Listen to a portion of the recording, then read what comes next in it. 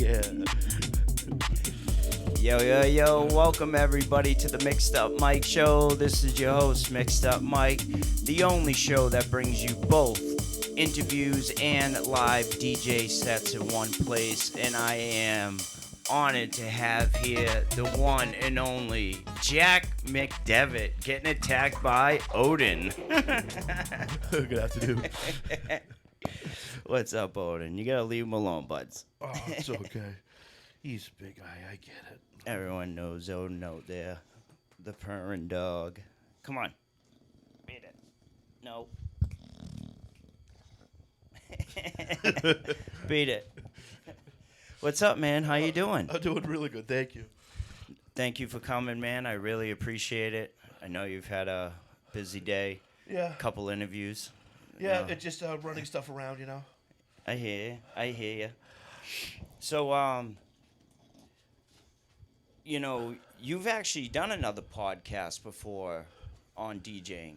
Yeah, I did another one with Daniel Savelt and John Santarelli for those guys. Hey. I think like last summer.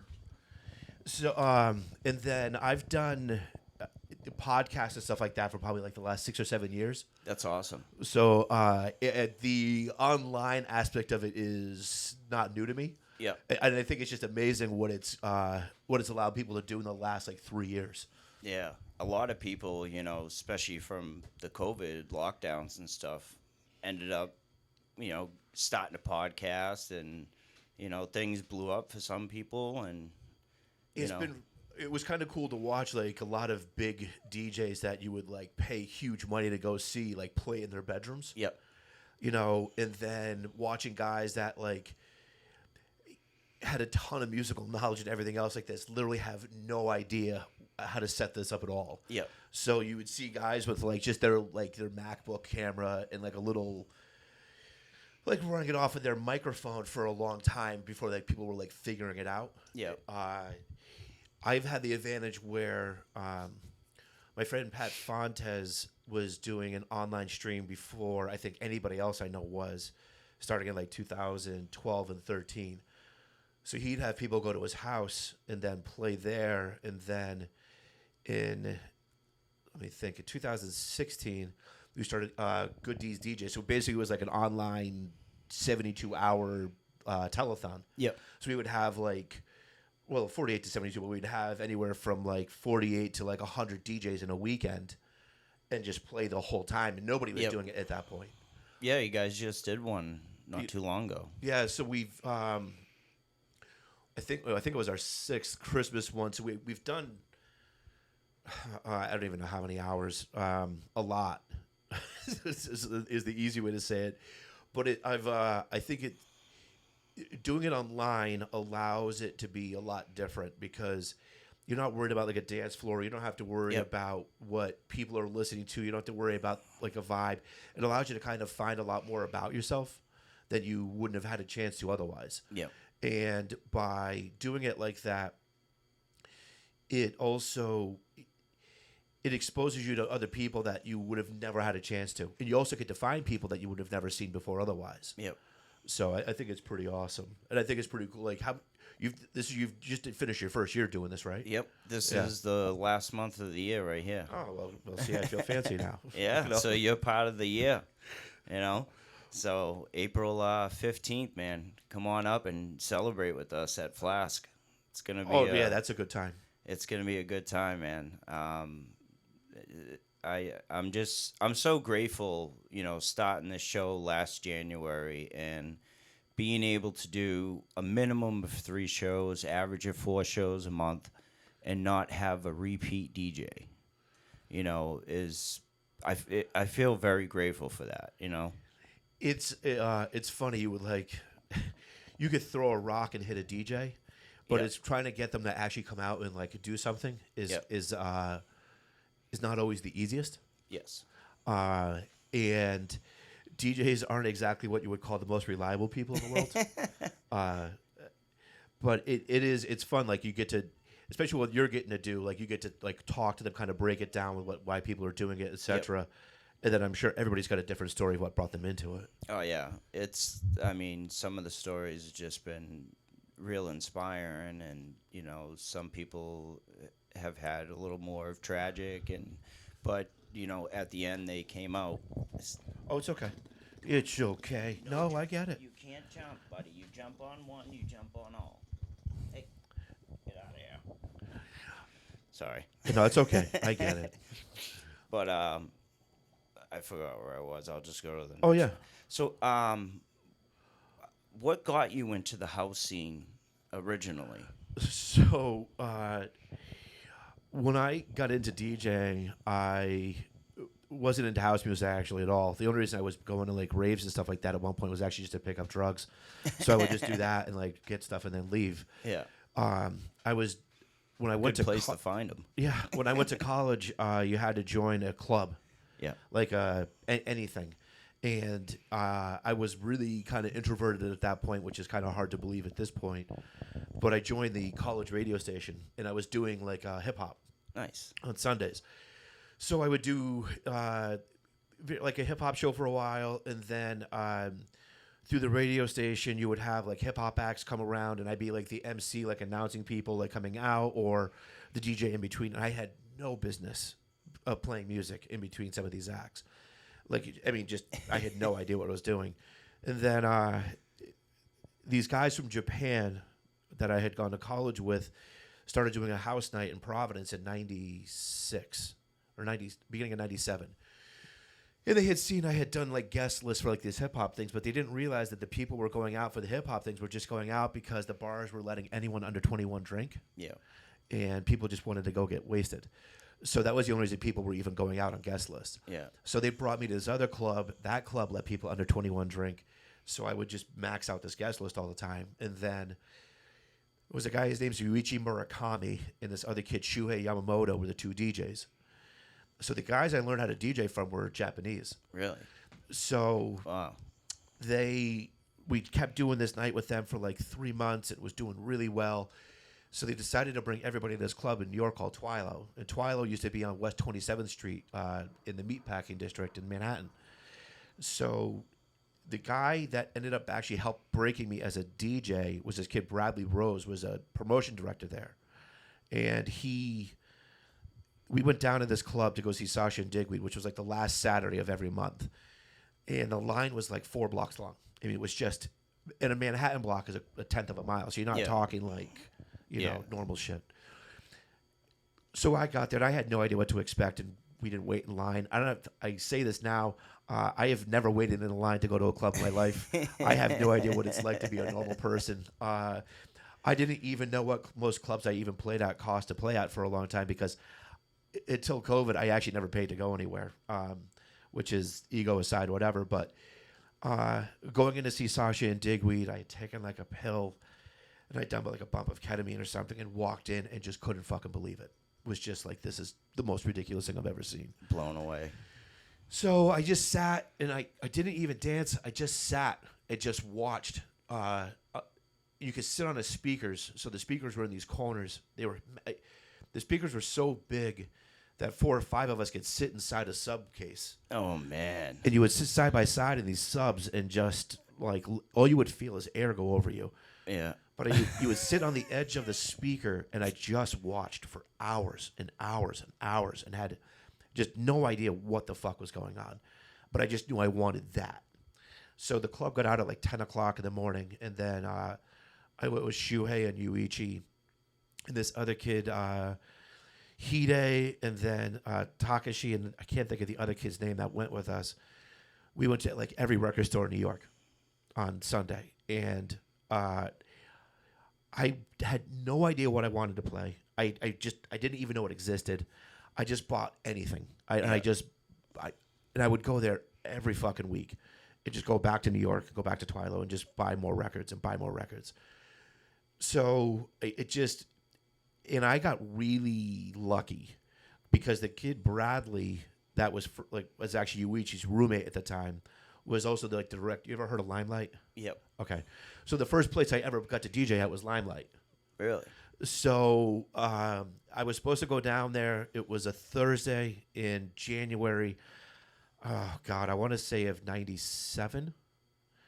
No, I'm sorry, January of 98. and I was supposed to go down and play at a fashion show, like an interview for like a fashion show thing. Not even like the fashion show itself, just like in this room called the Geiger Room where you couldn't even see the DJ. It was supposed to be in this dark corner. I was supposed to play from like 9 to 10. So I drove from Rhode Island, drove all the way down there in this fucking blizzard, and got down to the club, and nobody else showed up. No other DJ showed up.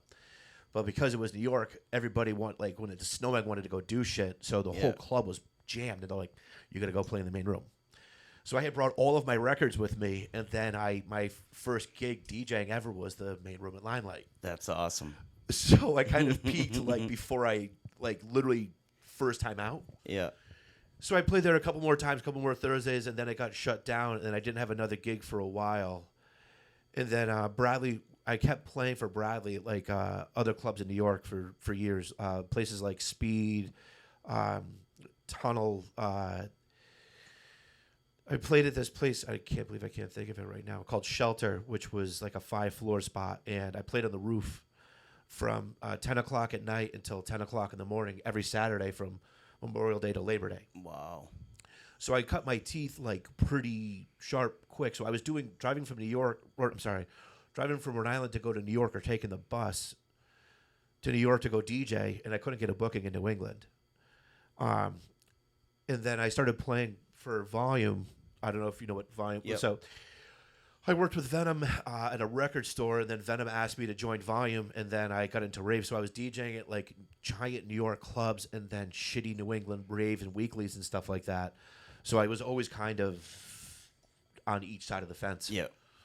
So, I mean, that was kind of a long-winded answer to how I got in the house, but that's kind of how it happened.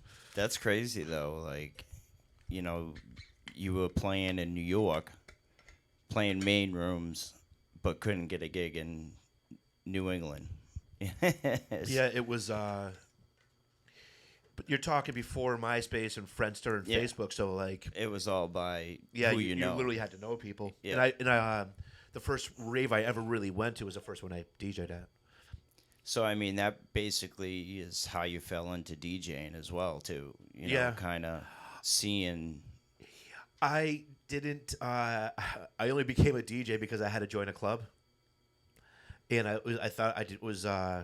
didn't want to play rugby, so it was like the only thing. It was like the only other one option I had. Yeah, I'll choose to be a DJ. Yeah, and I guess it was the right pick then. Yeah, huh? I guess it kind of worked out. I'm not mad. You know, many years later and still rocking it. Yeah, that's awesome, man. You know, congratulations. Thank you. Now, do you do producing as well? Like remixing? I did for a while. Honestly, it comes down to time, and I never really had the time to like really dedicate to it the way I wanted to. I mean, I understand it. I used to have a production partner, a kid named Mike Hoska, who is like super, super talented. And he and I did some production for a while together, but it wasn't something that just really ever super interested me. Yeah. Like, I understand it. I appreciate everybody that can do it and stuff like that. I know what I would want it to sound like. I just don't have the time. Yeah. Yeah, it is time consuming. And I've just never had the time to really put to it. It's definitely time consuming. That's for sure. Oh yeah, it's awesome watching your friends like blow up. Like, I mean, that's been probably the most fun watching this. So. Yeah. That's awesome, man. So now you're with Blinded Records, right? So I was with Blinded. We put stuff out on Blinded, and that was the last label I'd put stuff out on. Blinded's O'Sheen. Yep. So, I mean, I'm still really close with him. Actually, I had the studio with him and Hoska in Providence, and that's when I was doing that. Right now, the only crews I'm really with now are Good Deed DJs, which is like my charity thing. Yep. I'm still a part of Muck Crew, which is like a Connecticut-based rave spot. Yeah. And then 6 Foot DJ Crew, which is really just more of a joke in the long run. Oh, and then Gang Gang, which is Gang Gang. Gang Gang is myself, Notorious Chow, Tommy Lee, Mr. Isley or Ryan Isley, and then Jen or Fibonacci. And it started out really more because the three of us were doing a radio like streaming on Tuesdays. Yeah. So it would go Tommy and then Jen and then myself. And we did it like every Tuesday for a year, and then we just started calling each other Gang Gang, and then we just picked up Ryan because he just worked with us really well one night. So nice. Yeah, DJs being a part of a crew, I think, is great for a lot of people, but I think a lot of people have a false expectation that they're going to get stuff out of it. So like a lot of people will join a crew and then expect that crew to book them or get them bookings. Yeah. And they think that's how it works. Or like a lot of new DJs feel they need to get an agent or a manager. And I've had agents and managers, and a couple of them done stuff, but most of the time it was always just, it was really more of a headache than anything else. But a lot of people really don't need it. But if you're not putting the work in yourself for yourself, Yep. You're not going to get anything out of it. Like, No. Yeah. You have to put the work in. Yeah. And you could watch crews now that are doing it again. Like, I guess it works and it doesn't work. So you'll see a lot of guys that throw parties do booking swaps. So go, you book me, I'll book you. Yeah. Which is, hey, I get it. You know, it's a good way to get out and stuff like that. But it also forces people to see a lot of people that really don't have the shouldn't be playing out yet, or just are doing it for like they're literally the wrong reason. I've kind of always been right place, right time, and I'm kind of hard to forget. Yeah. So. Yeah, I had the chance to spend with you at 603, and you definitely rocked it. Yeah, that was a good time. That was definitely a good time, man. That was fun. You put on a great set, really great show. That's a small booth. Yeah. Yeah, that's not. That wasn't. That's the problem with being my height is I don't fit in like most DJ booths. Yeah, you're a big dude. Yeah, it's mostly my shoes that make it look like it, but yeah. That's funny. Now you had a couple interviews today, and you just got into boxing. You were telling me. So yeah, I'm just gonna start doing that. So like during the pandemic, I got what's the word, fluffy. So like when I was married, like I just kind of got comfortable and let myself go to shit, and then that happens.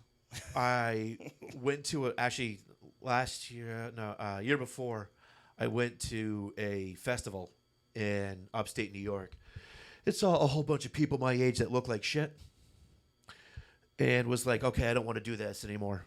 So I started working out, and then I went to another festival in December and saw other people my age look terrible, and was like, all right, I got to change everything.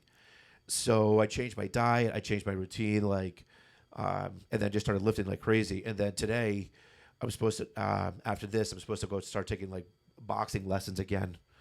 And then they're going to start basically like recording, watching people as they're progressing and stuff. So they'll definitely get you in shape quick, boxing. Yeah, I've lifted for a long time, but I'm big. Yeah, I mean, I understand that. Like, I'm usually like the biggest guy in most places I'm going. Like when I go to like clubs and stuff like that, it's actually at 603 when we went to 603 that night, the guy at the door was like, "You're late. You're supposed to go to the back." Like staff thought I was like the bouncer, and I was like, "No, I'm the DJ." So I'm kind of used to that. The boxing thing is really more for like mobility, endurance, and I like hitting things. So yeah, which is why I don't drink. So yeah, and it's a good way to take your frustrations out too. Yeah, it doesn't hurt. Yeah, exactly. Right. I used to love working out. I used to work out all the time, and after my surgeries, I just wasn't able to. Yeah. What did you? Not to get personal, but I had my neck. 80% of it basically removed and fused and screwed together, and holy shit. Yeah, I got spinal cord damage, brain damage. Like, I'm slowly becoming a quadriplegic. Holy fuck. So like I've already lost full control of my arms, hands. It's down into my knees, my feet. I need surgery on my foot here. That's why I got this fancy brace here with hinges. The plastic goes under my feet. It's basically just, because once I get that surgery, I'm probably going to be like mostly using a walker and a wheelchair. Because I've already had surgery on the other foot, so all three joints are fused, so I can't pivot. So Holy that fuck. takes away your balance. So they'll have to do the same thing to this foot, but the only difference with this foot is where the cartilage build up, the ligament rubbing over it started to tear. So they made this special brace for me to hold things in place, And my doctor's like, listen, deal with the pain as long as you can because you'll be fucked. He's like, I know you said you wanted surgery, because I was like, let's just get the surgery done so I can, move on and get to, I don't want to try to do this when the ligament's ready to rip and I already know I need surgery. I'm just that. I've been cut open so many times. It's just like, let's get it done. You know what I mean? But he was like, listen, his exact words were, you're going to be fucked. He's like, you'll be in a wheelchair.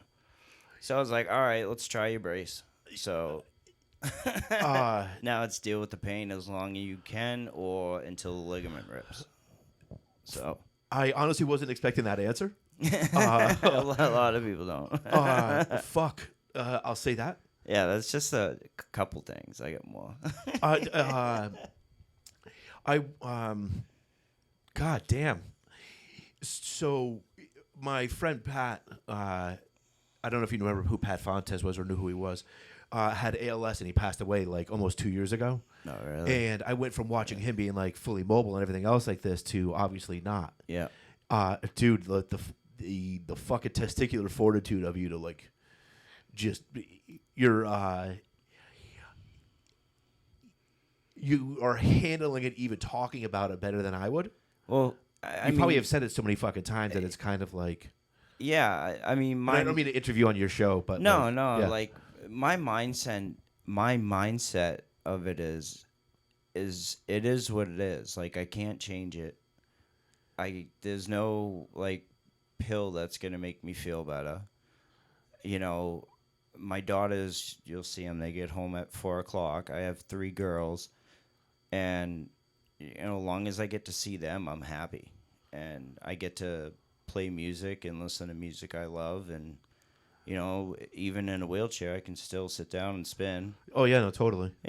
My hands don't work too well, so sometimes when you but eventually, I seen a lady that was using her mouth and like a thing she was holding and actually DJing. So yeah, when you get, don't let nothing stop you. That's what I say. When you get, we don't have to talk about with this part now, but afterwards, get in touch with me. I could set you up with people that design equipment for that kind of stuff. Because Pat had a thing where he was producing literally until the day he died. Because I mean, he couldn't move his hands or legs or anything, and he had these glasses that he could move his head around, and the center part of the glasses would move the cursor on the screen, and the pressure from his thighs would be the left click and right click for the mouse. Oh, wow. So I mean, to watch a guy produce literally one step at a time, where you would be something you could do in 3 or 4 seconds was taking him like 10 minutes. Yeah. But he just never fucking stopped. So I mean, I understand it. It fucking sucks. I mean, like, more fucking power to you, but like literally afterwards, just reach out. I'll set you up with people.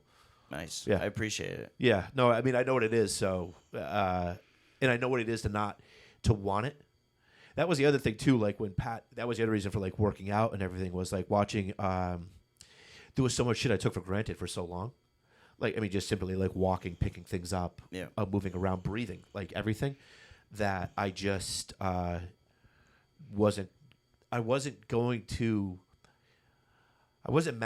things, And I'm sure that there's things now too that you like watch people that you appreciate every fucking bit of everything now. Oh, sure. yeah.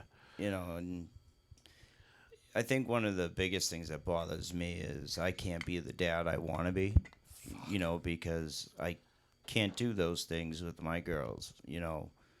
My 7-year-old weighs 55 pounds, and she's going to be turning 8 next month, and she's into cheer really big time, and she's just got to a weight now where can't do it anymore.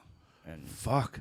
Trying to explain that to her, because she's always been small, and I've been able to pick her up. My other daughter, she's 10. She's seen it all since she was a baby. I mean, my first surgery, we put the mattress on the floor and everything on the floor so I could take care of her while my wife went to work. So, like, she grew up watching me go through all this and, go through surgery after surgery after surgery. So Like, she's more used to it. But my 7-year-old still thinks, like, she can come jump on the back of my head. Jesus fuck. Yeah. But she's starting to understand she's getting a little too heavy. Damn, Mike. I literally wasn't expecting that, but yeah, seriously, more power to you. Yeah, man. Yeah. It is what it is. Every day is a present. You know what I mean? And that's how I look at it. Every day is a present. That's why it's called a present. It's a gift. Every day to wake up is a gift to be here. To be able to breathe, to be able to look at nature, you know, just be with your children or be with somebody you love. That's how you have to look at it, because if not, you can find so many things that will just tear you apart or just bring you down every single day. It's all about mindset. Well, fucking cheers to that. You know, that's just how I have to go about it, because if I didn't, I'd probably just eat myself alive, you know. I appreciate meeting people like you, because it just kind of makes you, again, like, realize, like, all those things that you don't realize are so important, like, on the daily. Like, everybody else could walk over and hit snooze like 6 or 7 times, but for people that have less time or have less mobility, that 30 minutes you have now, you're not going to be able to do it again. Yep. So, fuck. Yeah, That's really crazy. the only way I think to say that is fuck. Yeah. I say that a lot. Yeah. No, I'm sure. I can imagine. But, you know, I don't let it bother me. You know, if I feel like it's starting to bother me, I just, you know, look at what I have, and Yeah. kind of the gratefulness just takes over again. So, Shit. you know, Yeah. every day's a gift. Do most people start interviewing in the middle of this? Am I like, is this new or is this not? No, like, you know, sometimes it gets shifted. Yeah. I'm not. Like you said, you know, I get asked a lot. You know, Yeah. I go out to a club. I mean, Jesus Christ, like, it's Yeah, like no, 5-6 times. Well, yeah, because I saw gotta it when I met you. You had your cane and stuff like that, and I just thought you had like surgery, like an injury or something. Yeah. So I mean, I had no idea.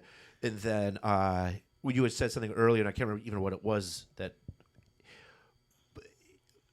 But yeah, damn, fuck. Yeah. Yeah, hey, dude, but still, yeah, keep it up. Yeah, man. Yeah. I just keep rocking it. That's all I try to do. Yeah, why not? Fuck.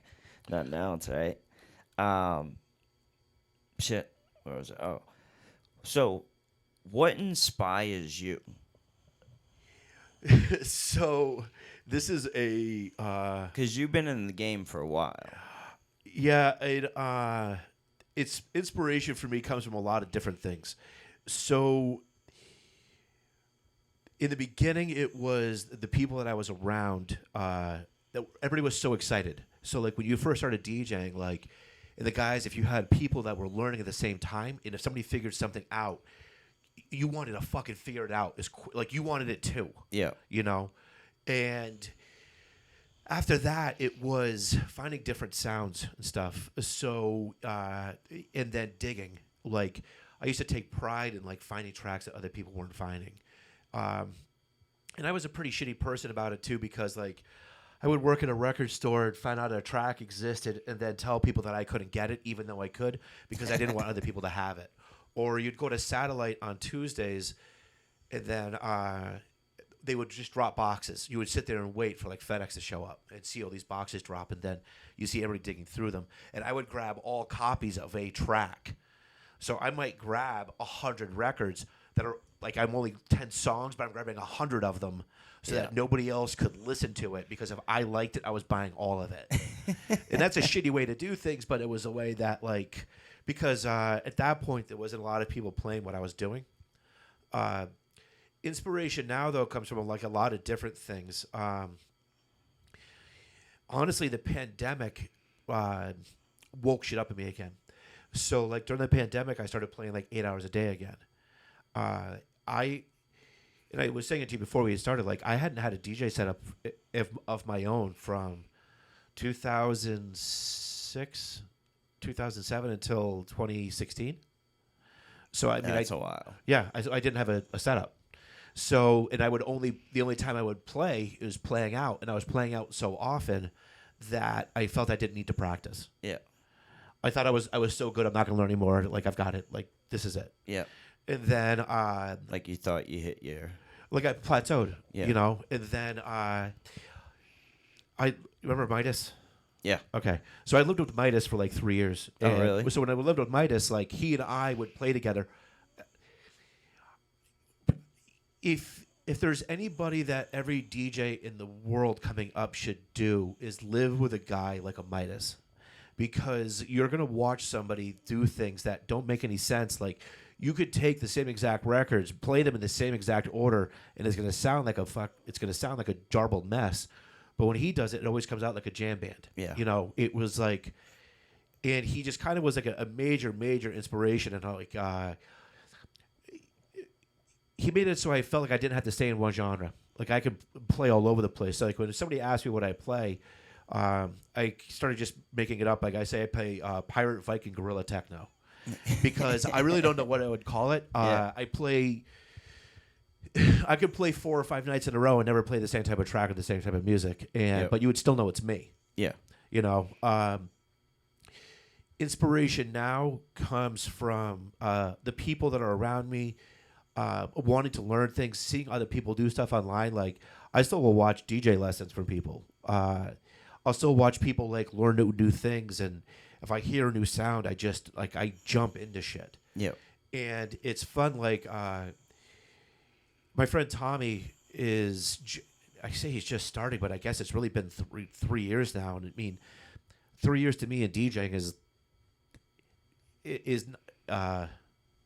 shit. It's not even 10% to me. Like it doesn't seem like anything to me. Yeah. You know, but watching him learn also makes me want to learn more. Yeah. Watching other people like doing streaming and stuff like that really made me be like, okay, I want to go play.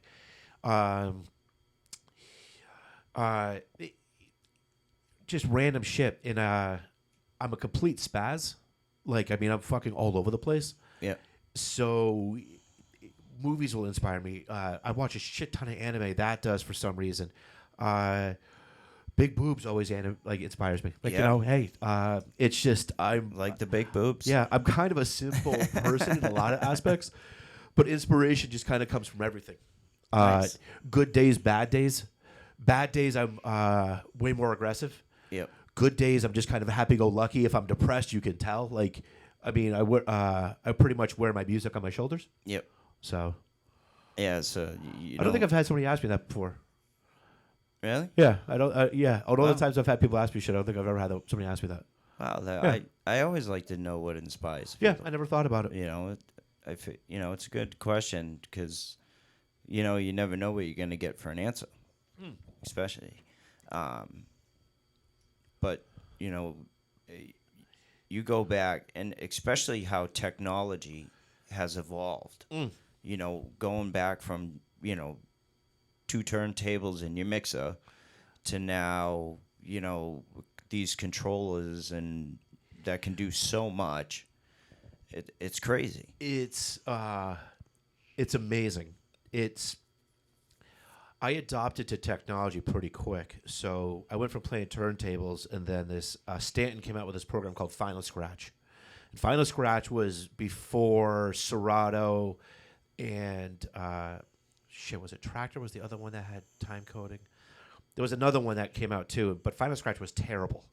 So that was so that I could, because I was getting promo shit sent to me, but I couldn't play it. And I didn't know how to play a CD because CDJs didn't exist. Yeah. So you had those really weird deck ones where you could stick it in, and I was really terrible at beat matching still. So that took me so long to like kind of figure out. Like beat matching was something I struggled with to really, really, truly get for like a decade. Like I could do it, but I had to chase it constantly. Yeah. And it was always adjustments. And drinking and doing drugs didn't help that. But it was always something I always chased. So then when Beatport came out, I switched to CDs almost immediately. So like in 2005, I was still buying vinyl up until 2011, but I started playing CDs almost immediately. A couple of things like going to Shelter. I was carrying. There's a company called UDG makes these really big diesel record bags, so I would carry two 100 cases. I would carry another one that was a backpack that was another 60 on my back, and then I would carry two other Anvil ones on my sides. Jesus. So again, I'm a big guy. So and I was talking about this to somebody the other day, like watching girls go into raves that were DJing, and watching them because I mean like a box of records sucks to carry. Yeah. Watching like smaller guys and girls like carry records, I have to tell you, like thinking about it now, it's pretty fucking ambitious because they sucked. Carrying vinyl blows. I don't care what anybody says. Vinyl purist DJs, I think, are just doing it for. Some guys are doing it for the sound. I think other guys are doing it so they say they play vinyl, but nobody. I think they just want to be like wearing their cross everywhere they go. You know, they just kind of want to like put themselves up constantly. But I would never go fucking back to vinyl. Yeah. I haven't played. I would records in play years. vinyl, but I wouldn't be carrying it Fuck out that. anywhere. Fuck that. Even just one bag, one big bag of vinyl is enough to just fucking drive you crazy. Because especially in the summertime. Because if you leave it anywhere, it's too warm. Your record's warp. So and then you were limited to like what you had with you. So if you got to a gig and it was like the guy before you played fucking half of your crate, you were like, fuck. Or, oh my God, I brought the wrong shit. Or my needles are fucked up. Or this or that. There was just too many variables. Yeah, I'm not interested. Controllers, I think, have... When they first came out, I was a complete hater. I thought it was going to ruin it. I didn't understand it. I hated watching people set them up. I hated watching like that whole thing, and it was like the first 2 years I didn't get it at all, and then I started judging DJ contests. So some were turntablists, others were CDJs, and then they did another one. This crew Next Type did it in Providence with the controllers. Yep. And these kids came out and just fucking ripped it the fuck apart, and I couldn't believe it. Was so shocked at what people could do on a controller comparatively. And then what really made me switch over again was Midas, because Midas would bring his controller with him everywhere. Yep. And like other people would be like, "Oh, I can't believe you're taking a controller and throwing it down on CDJs." Midas would show you like you don't know what the fuck you're even doing with a CDJ. Yep. Like I find shit on my controller every day. Oh yeah, he's ridiculous. Nasty. He announced he was moving to Florida on the show. No shit. Yeah. Yeah, I had known he was going prior, and I feel terrible that he didn't get to hang out with him. Like, he's one of, like, 3 people in my life that will, like, no matter what, like, if he ever needed me, like, I would, like, if he needed me to fly down there for something, like, I wouldn't even ask why. I would just go. Yeah, he's a good dude. And, but he did more for the New England rave scene and for New Hampshire's music scene than he's given credit for. So people would always call him the king. But, like, he carried it on his back for a long time, and, like, a lot of people just didn't give him the love that he really... Because it was so easy to hate on somebody that was so nice and was doing something so different than everybody else. And he could have went and did everything so much more out of New England. Yeah. But he kept the love in New England. Yeah. It was... it's like when you see, like, local stand-up comics that just don't leave but just crush their local scene. Yeah. You're lucky if your town had a Midas. So yeah, I mean, I'm sure he's had opportunities to go, spin. Oh yeah, pretty much anywhere in the States, but I just know him of always being, true to New England. Yeah, and always showing the love. Yeah, that's a huge loss. Yeah. For him moving. Yeah, but really, I still consider him a New England DJ, I do too. even though he's in Florida. Oh no, all day. So since we're just talking about this, since you started till today, the technology, some people kind of look at it like, oh yeah, it's easier to DJ, and you're just button pushers now. What do you say to those people that think we're just button pushers? DJing it's an art form, but it's not just like and I'm not trying to say that to over. I mean, DJing really isn't that complex. It's trying to figure out beat structure. It's a lot of just counting, trying to figure out like track transitions, like that kind of a thing. The what makes it different than just button pushing or what an AI could do with it is the emotion of seeing something. Like an AI is not going to read a room and be able to see what's going on. The art of DJing is like being able to see what is needed. Like I'll go to places. I've played in front of like really large crowds to small crowds. I've driven hours to play for 4 people. I will if I play really big rooms, I will focus on the one person. Yep. Versus the overall thing. And if I see one person that I can kind of control or whatever, it's easier for me. But I think that it's the DJ sets how the night goes. So if a DJ wants to fucking play really super aggressive, nonstop, heavy shit, you're going to have a heavy fucking mood. Like you can either, if people aren't ready for it, they're not experiencing it, you're going to lose them. People that think it's just button pushing, it is to an extent, but it's not. It's missing that organic feeling of stuff. It's missing that in your head. Like if you hear a track out that somebody's playing, like, and I still do this all the time. Like I think of what track I would play next. Yeah. If I hear somebody that played a track I did and then play something else afterwards, I'm always like, holy shit, I never thought of doing it that way. Yeah.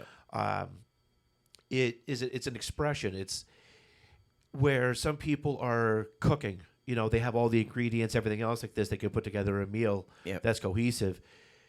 DJing is the same kind of an idea where you have all of the stuff, but everybody's going to put it together differently. Yeah.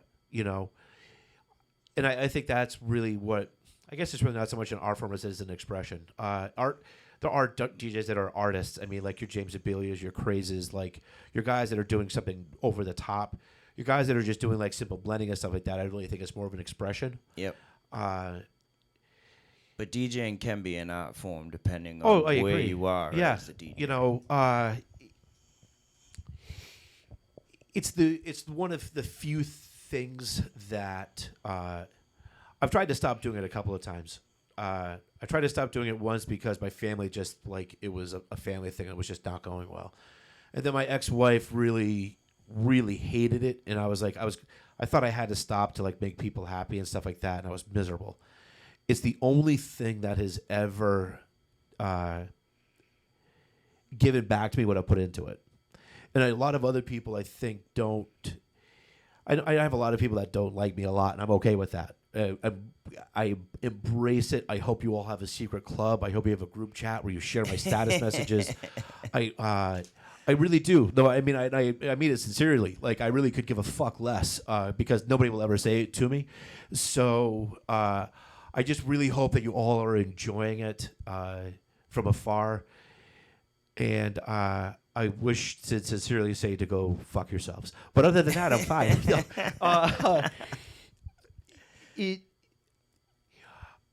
I've gotten just like lucky. You just kind of have to, what you put into it, you just can never stop. So like people will make fun of me all the time because I post mixes constantly. My SoundCloud, I think I have like 150 mixes on it. I whore myself out all the time. I want people to hear me all the time. I want to be your girlfriend's favorite DJ. I want people to like just almost get sick of it. But once you stop putting love into it, you don't get anything out of it. It's like owning a business. Yeah, you have to love it. Yeah, and the second you don't, just stop. Yeah, I mean, it's okay to take breaks too, like to walk away from it for a bit, find yourself again. Yeah, yeah. So, sometimes you have to. Yeah, clear your head and.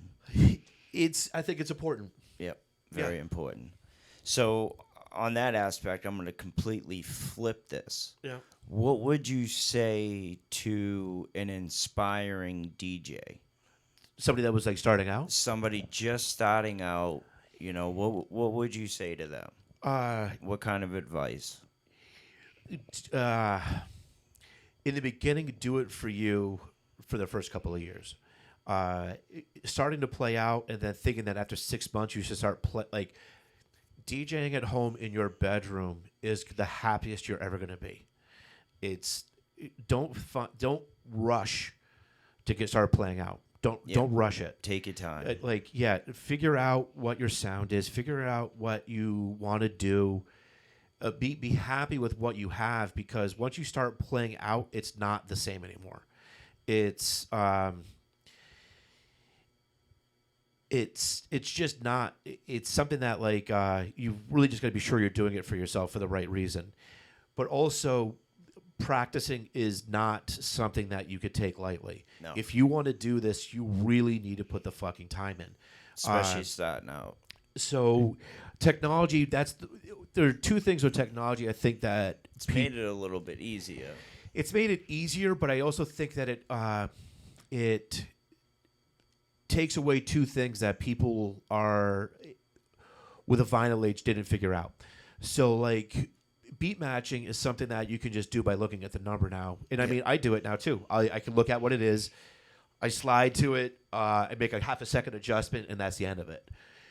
With vinyl, you had to hunt for it. You had to hear it. So your ears got trained to separating things. And by doing that also, you were forced to do things way more organically, because you couldn't visually see a waveform. So you would look at a record and could see how things were pressed or stamped. So you could see where transitions were coming in and out. You could see how BPMs would change and things like this. So it forced you to be to make your own tools. Yep. You went into it with these two simple instruments. You had to kind of figure out how to do it. The technology now, I think that, and this sounds so fucking cliche, is I really think that DJs should disable BPM. Just beat matching, I think, is not when you're going out, whatever, but when you're at home, you should really learn how to separate from a monitor to your headphones. Yeah, or cover the computer screen, or if you whatever have an you gotta do, all-in-one, it's such cover it. And it's more just so you can figure out what the adjustments are, because when you get out, it's I think it's people rushing it. Technology's made it much easier, so people jump out quicker. But there's a lot of DJs that are playing out now that have been playing out for a year that really shouldn't be. And there's DJs that have been playing out for 5 years that think that they should be. It shouldn't be. And I mean, I'm not going to start saying them by names and stuff like that, but there's a lot of guys that really think that their logo in being a part of a crew were more important than learning how to mix. Yeah. Being able to see what the BPM, it just doesn't mean you're going to know where to drop a track. Doesn't mean you're going to understand the other stuff. Yeah. Just don't rush it. And honestly, just the most important thing is just have fun. Have fun with it. Exactly. If you're having a bad time DJing, just stop for a little bit or walk away. But also when you're starting out, practice 2 or 3 hours a day minimum. And even if it's a day where you don't want to, that's the day you have to the most. It's the same thing with going to the gym. I don't want to go to the fucking gym ever. It fucking sucks. But those are the days you really need to go. Yeah. So. And that's when you get the most out of it too. Yeah, you always find something else. Yeah. Is the days you don't want to do it is the day you're going to learn something new or, figure something else out. And, you end up after it wow, I'm so glad I went. I'm so glad I did this. So it's very important to do it on the days that you don't. Yeah. All right, man. Last question. So what has been the craziest party you've spun at or just went to without incriminating yourself?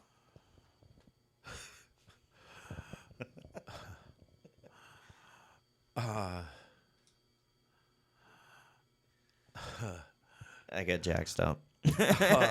I'm trying to think. One of the best ones so far I've heard is you had to take your pants off to get into the party. That's what somebody told you? Yeah, it was. There was a real party where everyone had to take their pants off at the door to get in. I have. There's some other ones I can't talk about, I've got to play at a lot of kind of nutty shit. Some big festival stuff. I've got to do like other club things. Holy shit.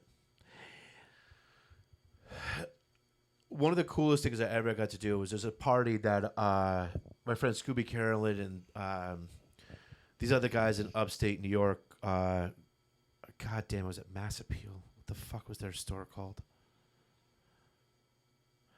I feel terrible. Appeal sounds familiar. I think it's that's a magazine. I think I'm getting this wrong. They used to throw this party called Eidolon that was at this castle.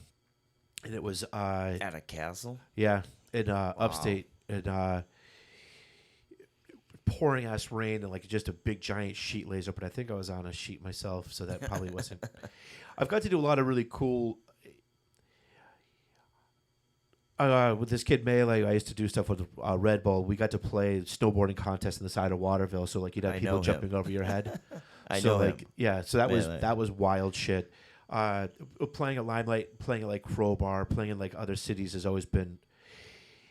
There was nights at Therapy in Providence that probably were some of the most wild things that like kind of made me who I am as a person, as a DJ. I can't think of one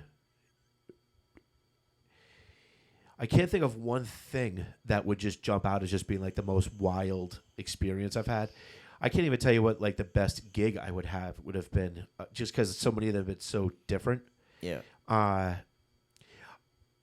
just know that like, if I was to pick a room size, I want like 400 cap or like 10,000.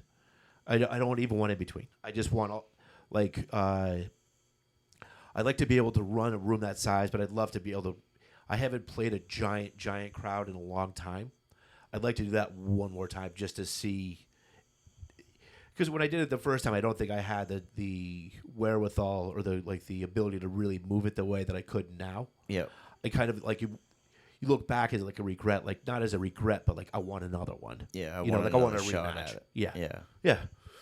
I know that's one of my goals is play in front of a big crowd.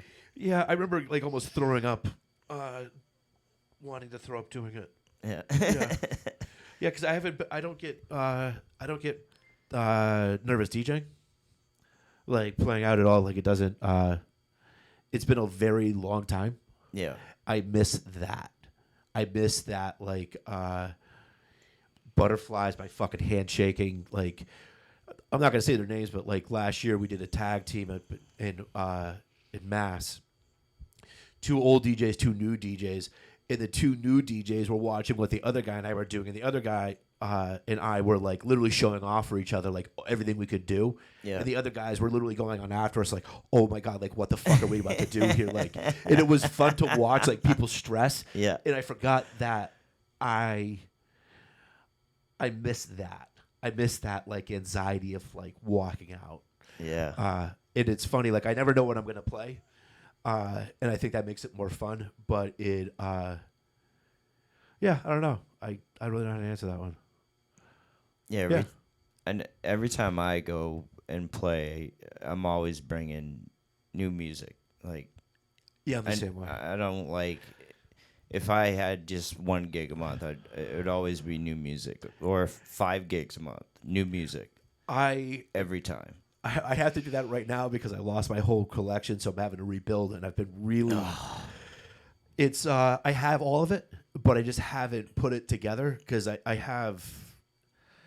figured out the other day I had like 4.2 terabytes of music. Holy shit! And it's a lot, and I need to like take like 3 days to just sit down and smoke a lot of weed and eat nachos and just like. Just do it. Yeah. But yeah, I just won't. Are you ready to rock some decks now? Yeah. All right, man. All right. Let's get this.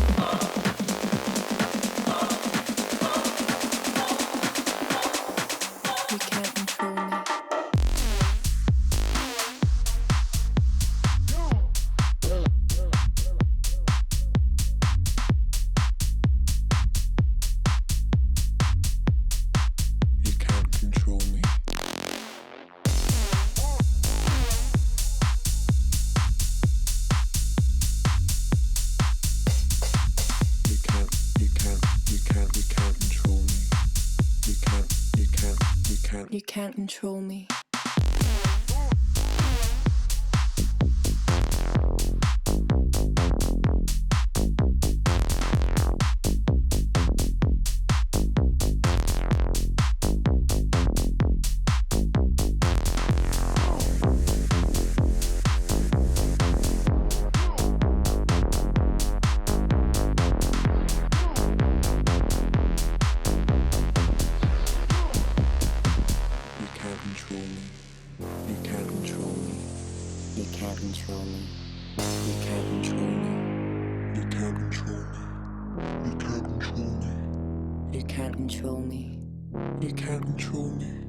You can't control me.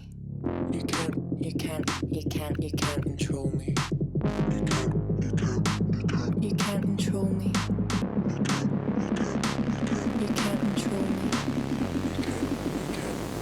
You can't control me. You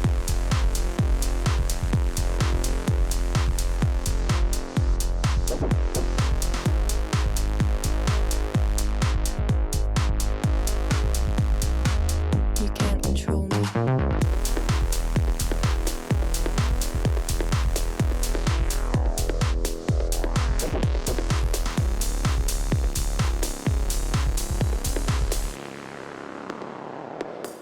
control me.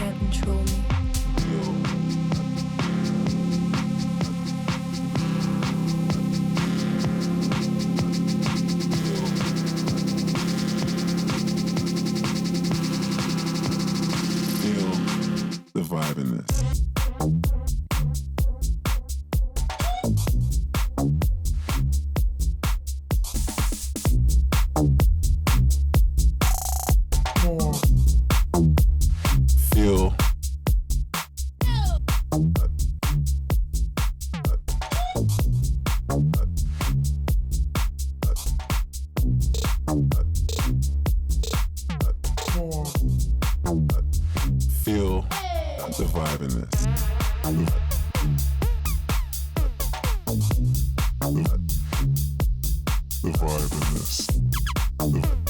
the vibe in this. Feel the vibe in this. The vibe in this. Feel the vibe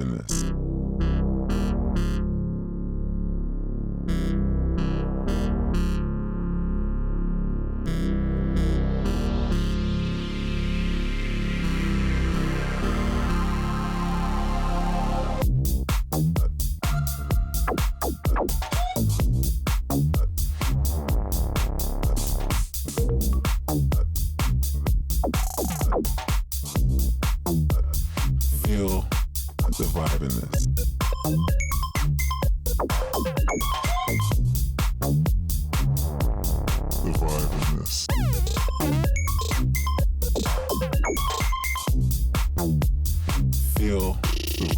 this.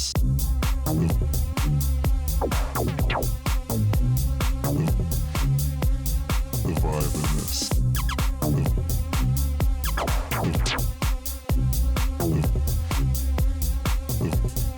Yo.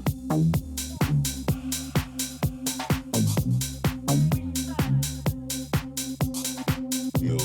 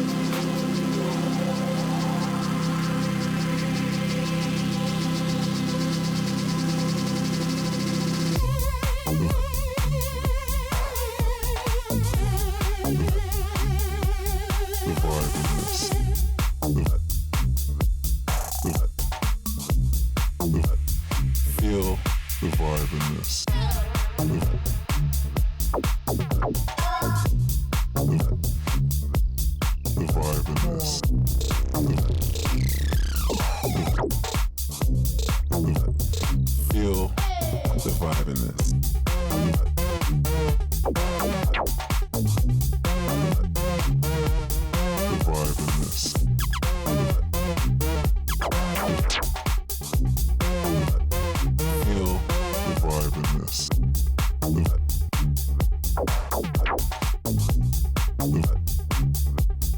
vibe in this.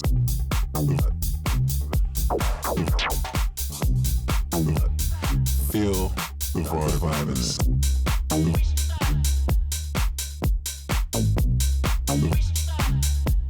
The vibe in this.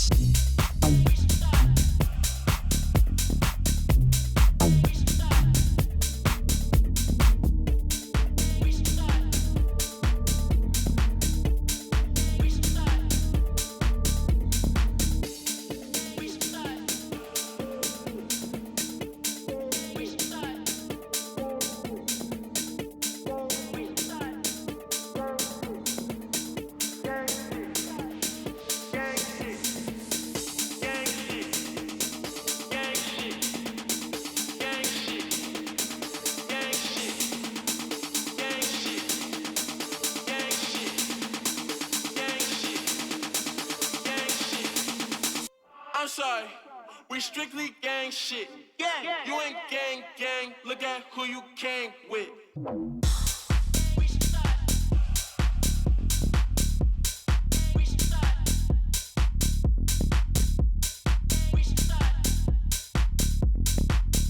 I'm sorry, we strictly gang shit.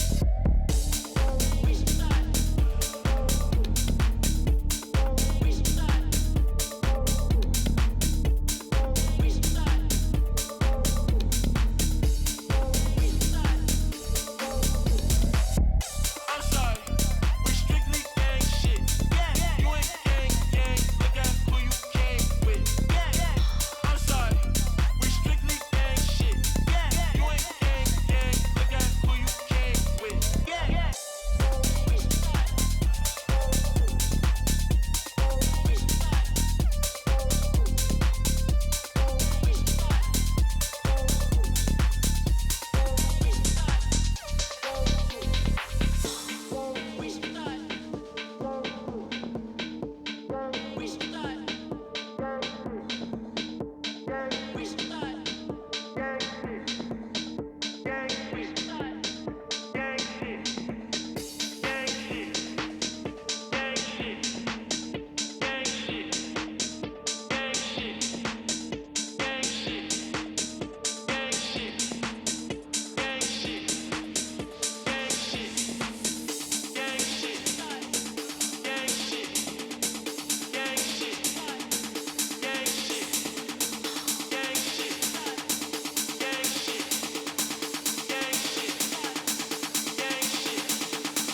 I'm sorry, we strictly gang shit.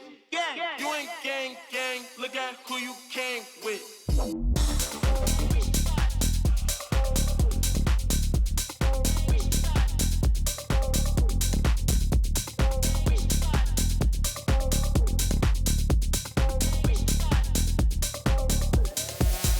I'm sorry, we strictly gang shit.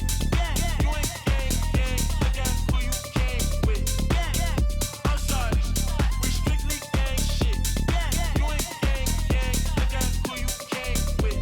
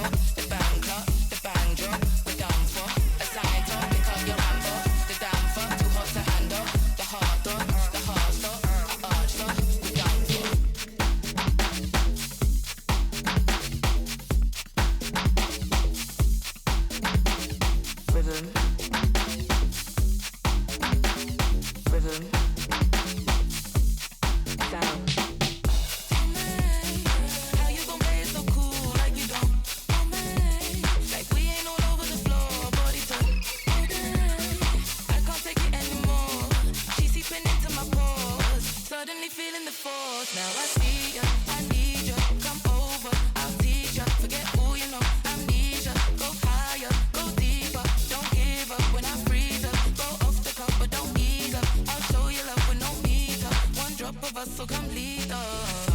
No.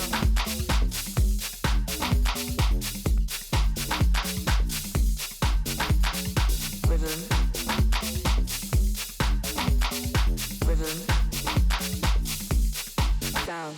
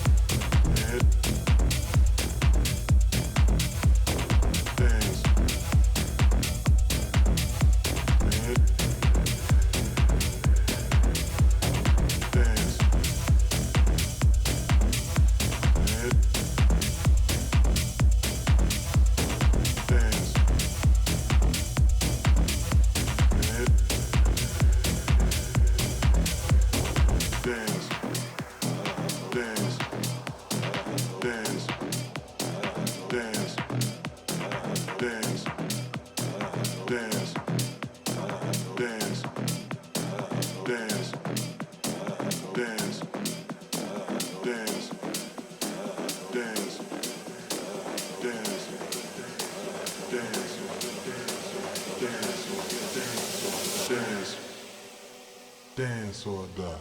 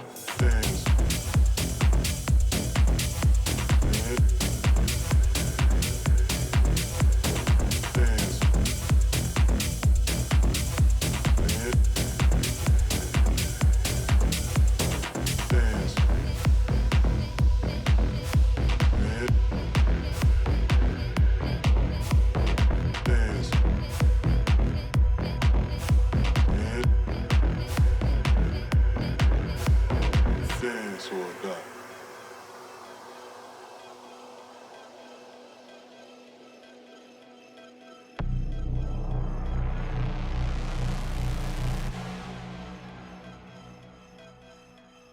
Sometimes I feel I can fly, soaring towards the sunlight,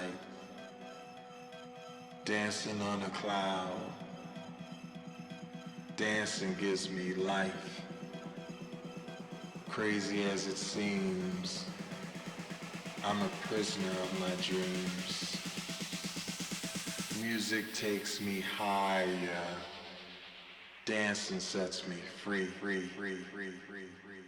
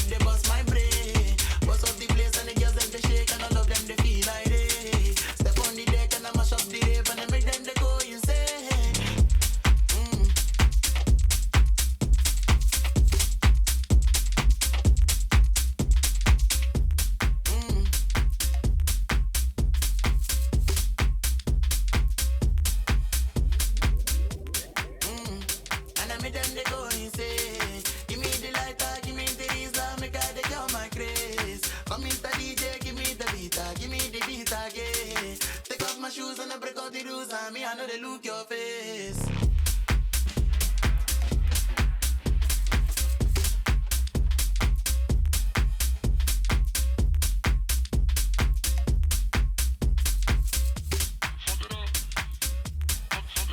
Do you wanna follow the dark side? Ship we never topside when you see the bad man day. When I'm in the room, I can never keep it cool, cause the music they bust my brain. Bust up the place and the girls them they shake and all of them they feel like they step on the deck and I mash up the rave and I make them they go insane. And I make them they go insane. Give me the lighter, give me the reason, make I take out my grace. Come Mr. DJ, give me the beat, give me the beat again. Take off my shoes and I break out the rules and me, I know they look your face. You wanna follow the dark side, ship we never capsize when you see the bad man day. When I'm in the room, I can never keep it cool, cause the music they bust my brain. Bust up the place and the girls them they shake and all of them they feel like they step on the deck and I mash up the rave and I make them they go insane.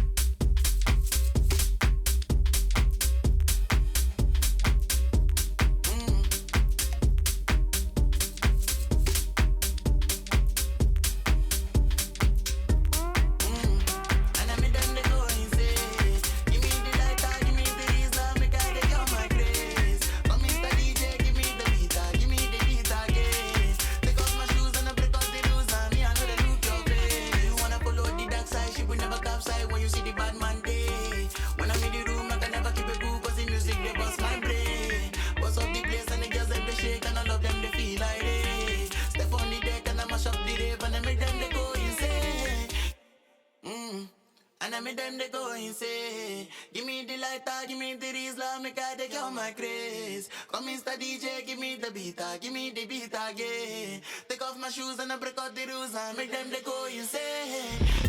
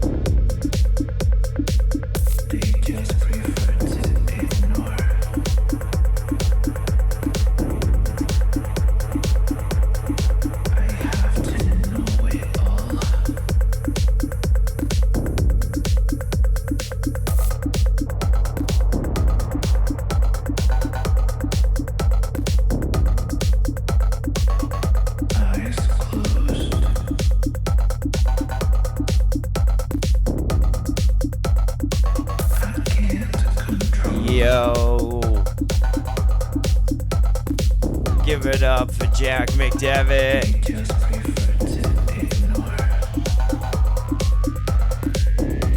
I want to thank everybody for tuning in to the MixedupMike Show. My special guest, Jack McDevitt.